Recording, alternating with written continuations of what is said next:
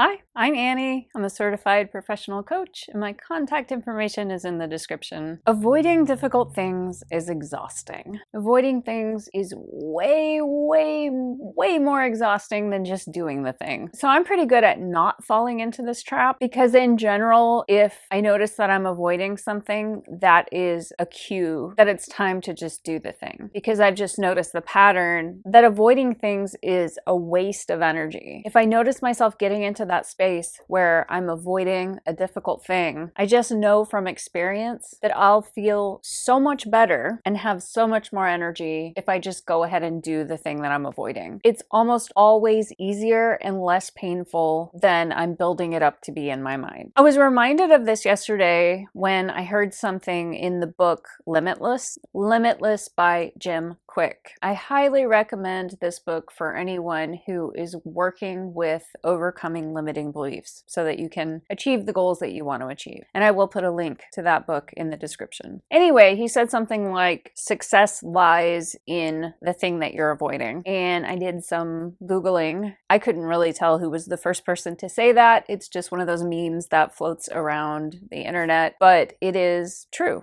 People say it because it's true. If you notice there's something you're avoiding, doing that thing is probably going to move you forward or unlock success for you. We're all aware of these things. Just observe yourself and take note of what you are avoiding. And take note how much energy avoiding that thing is stealing from you. So when something like this comes up for me, I notice that it's stealing my energy and I get kind of angry because that's my energy. That sort of motivates me to make a start and finish the thing. So generally I'm good at this. But there was something last year in 2022 that I was hardcore avoiding for several months. So last year I did the IPEC coach training program. It's one of the best coach training programs available, I think, from doing my research, and it's intense. It's a big, massive, very expensive program that really well prepares people with excellent coaching tools so that they can be amazing coaches. So I did all the work. That's no problem. I got a lot of experience coaching my peers and taking on coaching clients. I've been coaching for about 2 years now, and I grew a lot in that program and got a lot of value out of it. But for some reason, I had a huge mental block about finishing the final exam. And so some of this was just rebellion because I got what I needed and wanted from the program, and I don't really care either way about the seal of approval. So the coaching final is sending in a practical examination. So I had a coaching call with a peer and I recorded that call, sent them the audio from the call plus the transcript, and then they review the session and tell me whether or not I passed. The final exam has to be completed within 30 minutes, and it's not a real normal coaching situation. It's an artificial situation that's happening in a really compressed amount of time. You're supposed to aim for 20 or 30 minutes, not to exceed 30 minutes. And in that time, you're just rapid fire demonstrating as many core competencies as you can. So this is not a normal session. This is not how a real coaching session goes. In a real coaching session, you're 100% present and you're responding appropriately moment by moment. You're not thinking about a judge scoring you and checking off these boxes and trying to demonstrate as many competencies as possible. So it's like sort of a fake artificial situation. And it's really just a demonstration of the skills. It's not really a real coaching session. Now, some coaching magic can happen during the exam, and I feel like it did,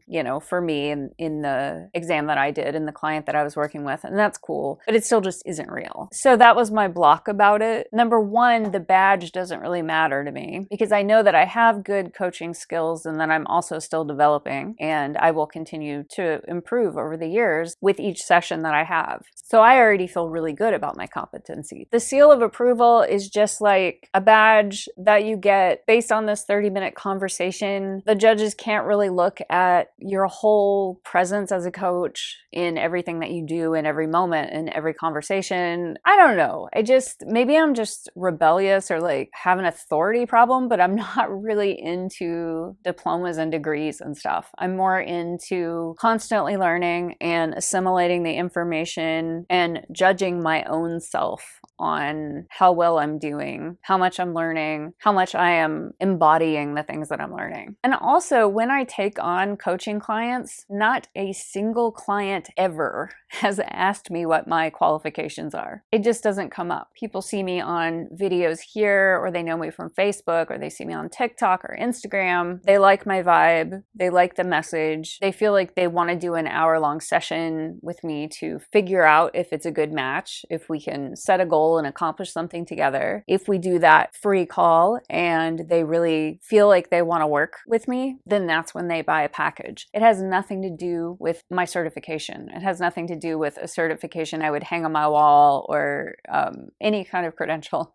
So I guess that was my resistance. And also that I would have to schedule this exam call with somebody, and then I'm using their time for this thing that to me sort of seems like bullshit. What if I then don't pass? You send the thing in and then you wait for like 3 weeks, and then they might say, that wasn't good enough. We need you to come back and redo it. That was kind of a barrier for me, just thinking that I would have to use someone else's time in order to do this. And it really didn't seem that important to me. But the reason why I wanted to do it is because this program was really expensive. It just makes sense to take it all the way to completion. And what if someday I regret not getting a CPC? Because once you have the CPC, you can get further accreditations. And with those other accreditations, you could maybe go work for someone, which I really don't want to do anyway. But I just thought it's better to finish things. So that's why I wanted to do it. Month after month in 2022, I would sort of forget about this certification because I'm busy with my own life. I am actually coaching people. I have coaching meetings. I've got videos to make. I have outreach to do on Facebook,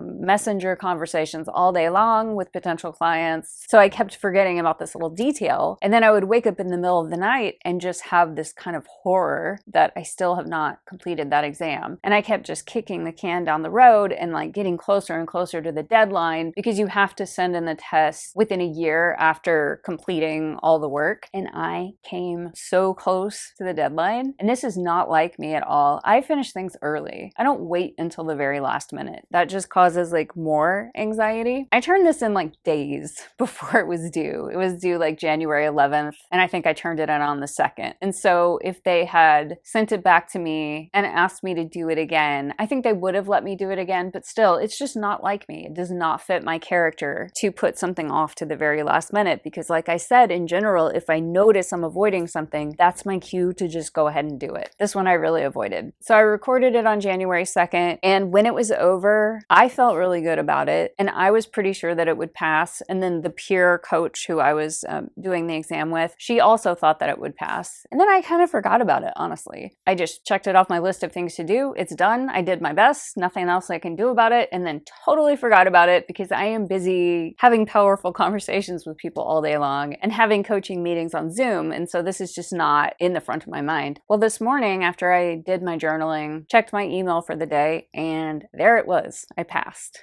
So what a relief. And also just a reminder for myself for the future, if there is something that I'm avoiding, just remember that it's way more painful to avoid things. It's draining, painful, anxiety provoking. Whereas if you just do the thing, it's energizing and there's a lot of relief in it. How do you approach something like that? If you're hardcore avoiding something and you've decided that you want to be empowered and actually just do the thing, but it's still a big scary thing and you feel overwhelmed, then what do? What I normally do is break it down into super small parts and just make a start. And by just making a start, that alleviates a lot of the tension, and you do the very first step. That was okay. That went really well. So then what is the next step? And then you do the next step. Just break it down into the smallest parts that you can in order to make it less intimidating. So anyway, it's a big day for me. I've got my CPC beside my name, whatever that means. I don't think that when people come to my website and they see CPC, I don't think they even know what it means for the most part. But now I have it, Certified Professional Coach. And it was a good lesson for me to not avoid things. All right, I will talk to you later. Bye.